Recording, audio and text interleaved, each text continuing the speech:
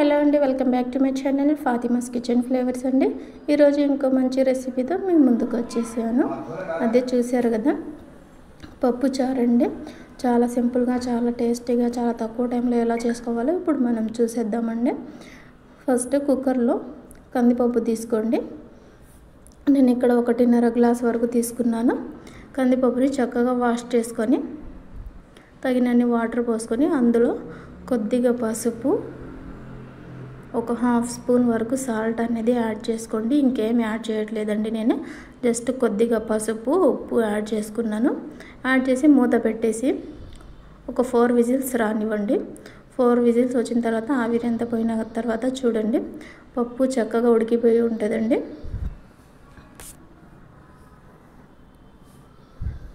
చూసారు కదా, ఇప్పుడు మెత్తగా మెదుపుకోండి. పప్పు గుత్తి తీసుకొని మెత్తగా అవ్వాలండి. ఒక నిమ్మకాయ సైజ్ అంతా చింతపండు నానబెట్టుకోండి ముందే.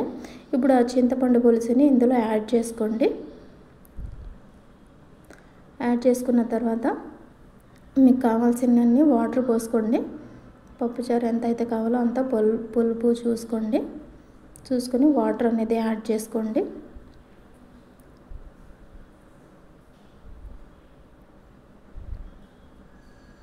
వాటర్ యాడ్ చేసుకొని ఒకసారి కలిపేసి స్టవ్ మీద వేరే బాండి పెట్టుకొని ఒక జల్లెడ తీసుకొని స్ట్రైన్ చేసుకోండి. ఎందుకంటే చింతపండు తొక్కులుగా పడినా సరే, ఏమైనా కందిపప్పు స్మాష్ అవ్వకుండా ఉన్నా సరే స్ట్రైనర్లో వచ్చేసిద్ది. వడగట్టుకున్న తర్వాత ఇందులో కొద్దిగా పసుపు, ఉప్పు, ఒక 2 స్పూన్ల వరకు కారం వేసుకోండి. ఇందాక కూడా వేసుకున్నాం మనం, ఉప్పు చూసి వేసుకోండి. ఇందులోనే ఒక 2 మీడియం సైజు ఉల్లిపాయలు సన్నగా పొడవుగా కట్ చేసుకోండి. కొద్దిగా తాలింపు కోసం పక్కన పెట్టేసి మిగతాదంతా వేసేయండి. ఒక టమాటా, 2 పచ్చిమిర్చి, ఒక మునక్కాయ కట్ చేసుకొని వేసుకోండి. వేసుకున్న తర్వాత 15 నిమిషాలు చక్కగా ఉడకనివ్వండి. మీడియం ఫ్లేమ్ పెట్టుకోండి.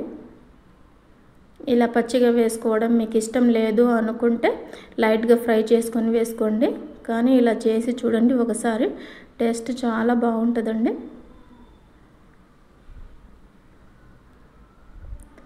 15 నిమిషాలు పెట్టండి మీడియం ఫ్లేమ్ మీద, చక్కగా ఉడికిపోయిద్ది.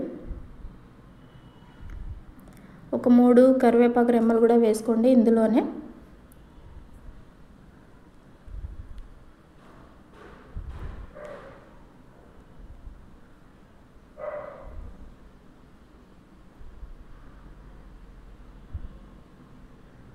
చూసారు కదా, అన్నీ చక్కగా బాయిల్ అవుతున్నాయి.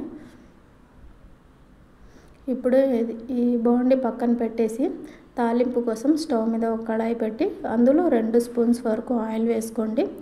ఆయిల్ హీట్ అయిన తర్వాత ఒక 2 ఎండుమిర్చి, ఇందాక మనం కొద్దిగా తీసి పెట్టుకున్నాం కదా ఉల్లిపాయ, అది యాడ్ చేసుకోండి ఇందులోనే.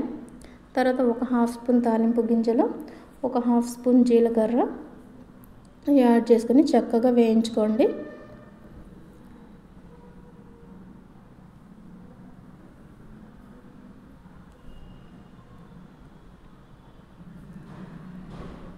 తర్వాత కొద్దిగా కరివేపాకు, ఇంగువ యాడ్ చేసుకొని తాలింపు అనేది ఇందులో వేసుకోండి.